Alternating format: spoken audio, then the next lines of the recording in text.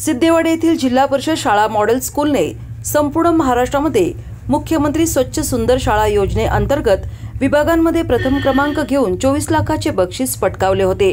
आज या शाळेत विद्यार्थ्यांनी पालकांनी शाळा बंद ठेवून आंदोलन पुकारले होते। ज्यांच्या प्रयत्नामुळे ही शाळा महाराष्ट्रात नावारूपाला आली ते मुख्याध्यापक विष्णू ओमासे यांची बदली झाली आहे।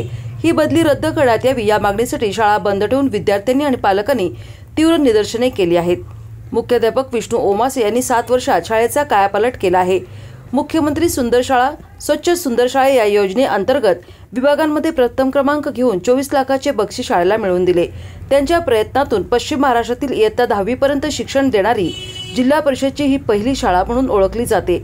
मुख्याध्यापकांची बदलीचा शासनाने पत्र दिल्यानंतर गावातील ग्रामस्थांनी आणि विद्यार्थ्यांनी या बदलीला विरोध करत मुख्याध्यापकांची बदली रद्द करण्याची मागणी केली आहे। शाळा बंद ठेवून शाळेसमोर निदर्शने करण्यात आली। जनसुराज्य शक्ती पक्षाचे प्रदेशाध्यक्ष समितदादा कदम यांना याची माहिती मिळाल्यानंतर त्यांनी तात्काळ सिद्धेवाडी येथे भेट दिली।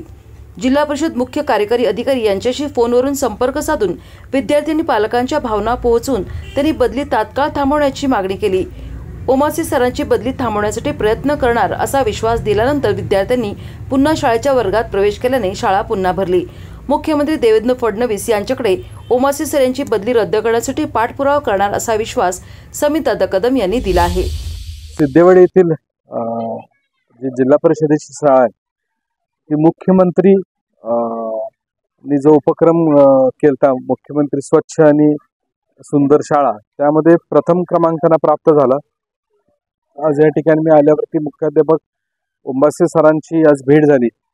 बरेच दिवसापासून हे सगळे विद्यार्थी आणि पालक यांनी एकत्रपणे त्यांची जी झालेली जी नियमित बदली होती जी ऑनलाईन पोर्टलमध्ये झाली ती बदली रद्द करायची विनंती त्यांनी केली होती। त्यासाठी सर्व गावकऱ्यांनी त्या ठिकाणी एकजुटीने येऊन त्या ठिकाणी विद्यार्थ्यांनी शाळेला न जायचा निर्णय घेतला। तर आम्ही त्या ठिकाणी तो कळल्यानंतर तात्काळ आम्ही इथं आलो। कोच सर माझ्याकडे आले। आम्ही जिल्हा परिषद CEO विशाल नागरे साहेबांशी बोललो। त्यांनी सांगितलं की जोपर्यंत म्हणजे तूर्त काय तर त्यामध्ये निर्णय करा म्हणजे हा निर्णय शासन स्तरावरती पण तूर्त निर्णय करा म्हणून मी त्यांना विनंती केल्यावरती आज त्यांची ओमासे सरांची जी बदली आहे तिला दिवाळी होईपर्यंत त्यांना रिलीफ केलं जाणार नाही एवढं त्या ठिकाणी त्यांच्याकडनं आश्वासन मिळालं। त्याचबरोबर ते राज्य शासनाला या बाबतीतचा प्रस्ताव तयार करून पाठवतील।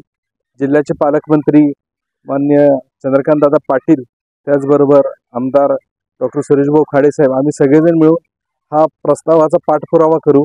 राज्याचे मुख्यमंत्री आदरणीय देवेंद्र फडणवीस साहेब यांना या बाबतीतची आम्ही सर्वजण मिळून विनंती करणार आहोत आणि जवळजवळ 500 विद्यार्थ्यांनी या ठिकाणी पत्र मुख्यमंत्री महोदयांना पाठवलेलं आहे त्याचं मी त्यांना अवलोकन करून देईन आणि या बाबतीतला निर्णय जो आहे हा